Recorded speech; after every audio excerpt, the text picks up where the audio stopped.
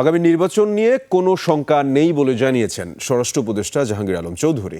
নির্বাচন সুষ্ঠু ও নিরাপদ করতে বিজিবিকে সব ধরনের ব্যবস্থা নেওয়ার নির্দেশ দিয়ে উপদেষ্টা বলেন, দেশ থেকে কোনো অপরাধী যেন সীমান্ত দিয়ে পালাতে না পারে সেদিকে কঠোর দৃষ্টি রাখতে হবে। অনুপ পিয়ালের রিপোর্ট।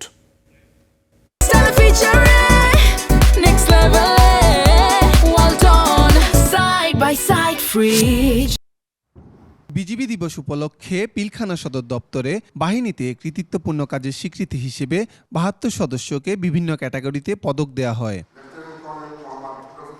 অনুষ্ঠানে স্বরাষ্ট্র উপদেষ্টা সীমান্তে মাদক পাচার ও চোরাকারবারিদের ঠেকাতে কঠোর ব্যবস্থা নিতে নির্দেশ দেন। বলেন, প্রতিবেশী দেশগুলোর সাথে সীমান্ত সমস্যার সমাধানে আরও কৌশলী হতে। সীমান্ত দিয়ে কোনো মাদক প্রবেশ করবে না।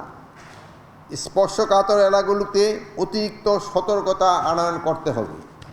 যে সকল কর্মকর্তা কর্মচারী চোরাকারবারি ও মাদক পাচারদের সহায়তা করে কিংবা সাহায্য করে তাদের বিরুদ্ধে কঠোর আইনানুগ ব্যবস্থা গ্রহণ করতে হবে।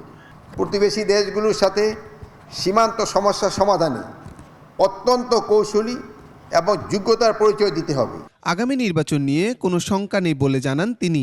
ফ্যাসিস্ট যারা আছে তারা তো সবসময় এইটা বাধা দেওয়ার চেষ্টা করবে, কিন্তু আপনাদের সবার সহযোগিতায় যদি থাকে নির্বাচন সুষ্ঠু, শান্তিপূর্ণ এবং উৎসব মুখর হবে। নির্বাচনে এখন কোনো শঙ্কা নাই। নির্বাচনের জন্য বাহিনীর সদস্যদের প্রশিক্ষণ দেওয়া হচ্ছে বলে জানান বিজিবি মহাপরিচালক। বলেন, অতীতের যে কোনো সময়ের চেয়ে এখন বিজিবি অত্যন্ত সুসজ্জিত।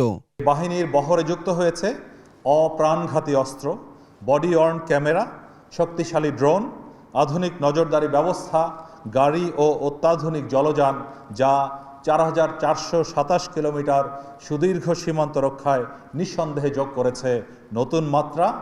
এবার ৩৫,০০০ বিজিবি সদস্য নির্বাচনের মাঠে কাজ করবে। অনুপ পিয়াল, ২১ টেলিভিশন, ঢাকা।